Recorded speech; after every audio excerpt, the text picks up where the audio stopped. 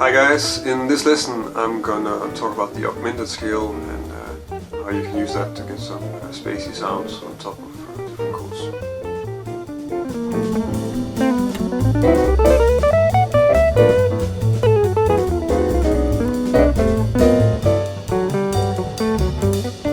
So what is the augmented scale? If you don't know it already, the augmented scale is a 6-note scale that's symmetrical every major third. So basically you can move stuff around in major thirds, and if it's in the scale, it'll stay in the scale. The way it's constructed, well, if I play the scale,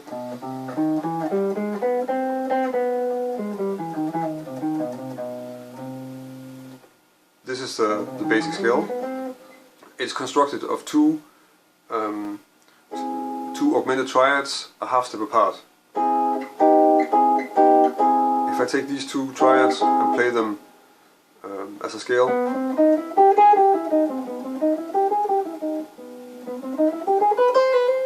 then I get the symmetrical scale, the augmented scale.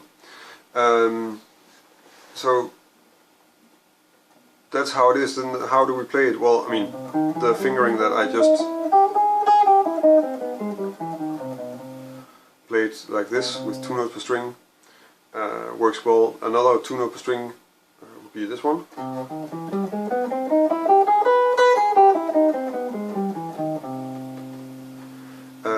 And to be honest, I don't really use the scale itself that much. I tend to use the structures that are in the scale a lot more,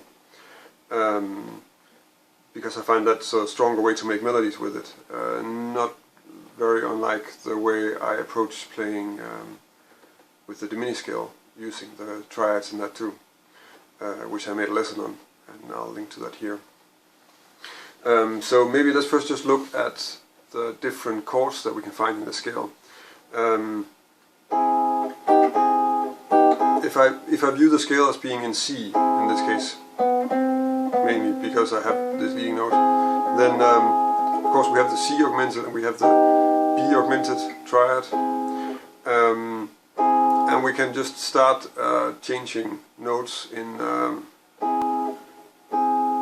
or exchanging notes actually between the two chords. So if I take my C augmented triad and then exchange the A flat with a G, I get a C major triad.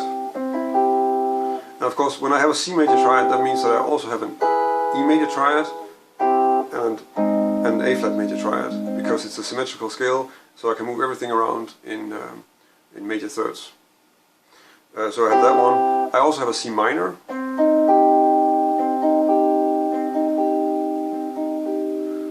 So now we have these triads. We have the two augmenteds, and then we have a C major and a C minor. And then for the fourth, so for the 7th chords, well, the only 7th we can get here is the major 7. So basically that boils down to that we have a C major 7 and a C minor major 7, and we have C major 7 sharp 5.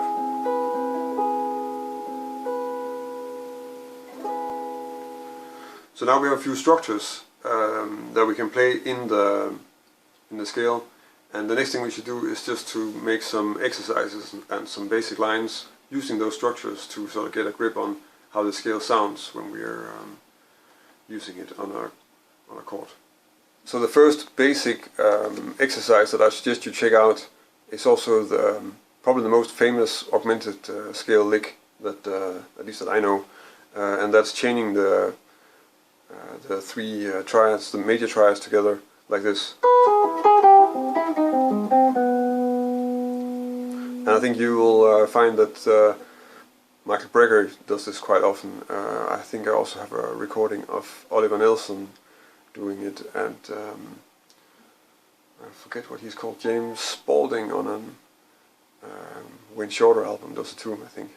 Another one that's really good to check out is not using the triads, but using the major 7 sharp 5 arpeggios that you can find in the scale. That would be this.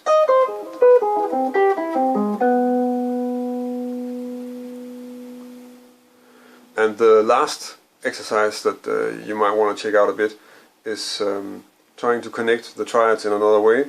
So just sort of exploring the neck, which is anyway a good exercise. So we know that we have the C and the E and the A flat major triads.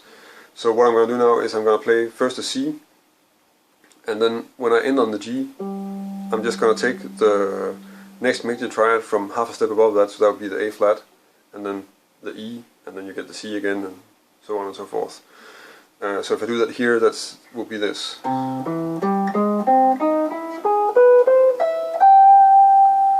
And of course you can try that out with different fingerings all over the neck, like.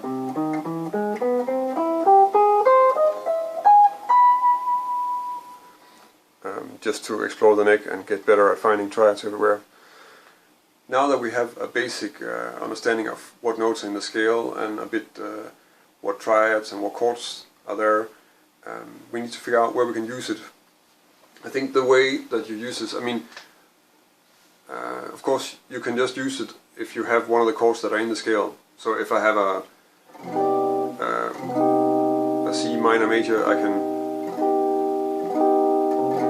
use that, or if I have a C major 7 sharp 5, then that immediately fits the scale. But I mean, probably the places I use it the most are the ones where I sort of isolate an augmented triad within the chord, and then I use it there. So there are a lot of chords where you can do that. One thing would be if you have a tonic minor situation. So if I say, well, okay, here's an A minor major chord, and it has actually our C augmented triad in there.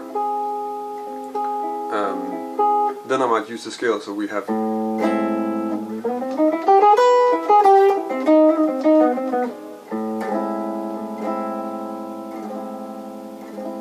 So that's one place where I use it really a lot. And also this is the kind of scale that works the best if you have some time on a chord. So so it's not if I'm playing 2 beats of A minor major, it's if I'm playing, well, 2 bars or 4 bars of it, that it really makes sense to use this kind of sound, because it's so much on top and not really a functional sound. It's just a color on top of what's going on already.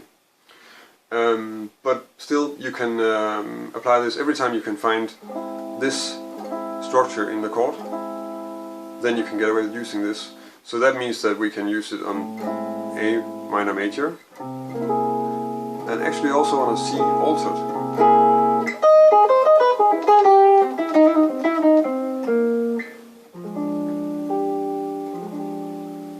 And even use it a bit as a dominant scale and resolve it. Another place would be if we have like, that would be this one. So an F sharp half diminished with a 9.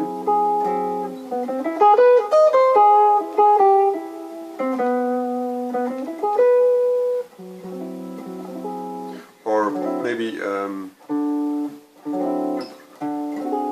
some sort of D7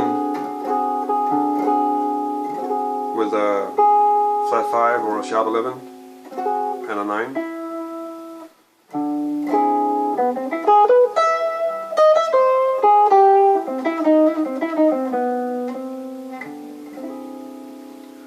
So as you can see, I mean, these are all different sounds where I'm using the same augmented scale that I presented in the beginning in the key of C.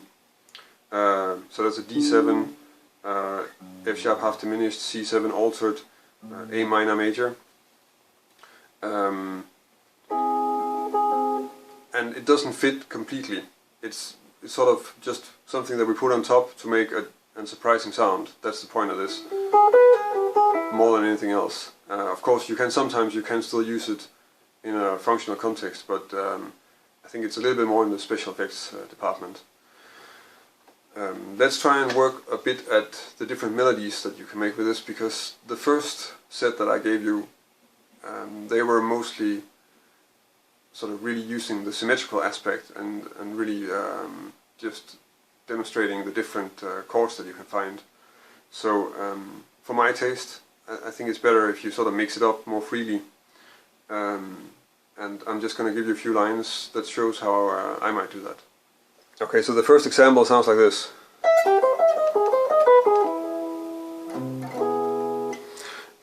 And well, what am I doing? I'm playing a C major triad in inversion, then I'm playing an A flat major triad, and then I'm playing E major triad. So in a way I'm doing the same as the, but I'm keeping it a little bit more together, and I'm not trying to make a predictable melody. It's just another approach. I mean, the cascading triads of course also has a specific sound, and the fact that it's changing makes it have a certain effect. This is a bit more, well actually it's a bit more vague, and a little bit hard to identify. So in that way I think that's probably why I like it better. The next example sounds like this. So simple scalar one. So using this this fingering of the scale, again, and then a C major triad, and then ending on this E flat. So if I try to use that on the A minor major, that will be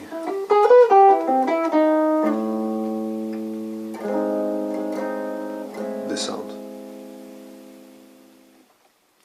The last example sounds like this. So here I'm using the fact that if you want to play the triads actually symmetrically, you can do that with this kind of fingering, which is fairly easy to play. So I do that for all three triads. So A flat, E, C, and then I'm running up an A flat major triad. So that was a short overview on how this scale is constructed and what chords are in there, and a few exercises to just give you a bit of an overview about how the scale is and how it sort of is placed on the neck and what you can do with it, and at least a short explanation on how I use it and how I put it to use over different chords. I hope you can use it in your own playing. And if you like this lesson, then feel free to subscribe to my YouTube channel.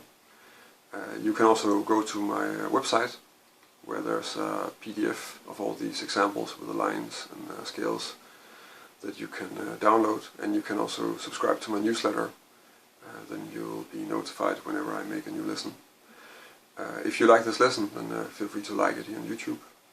And if you have any comments, you can leave them on the video here, or you can connect with me on Google Plus or Facebook or Twitter and let me know there. Yeah, thanks for watching, and until next week.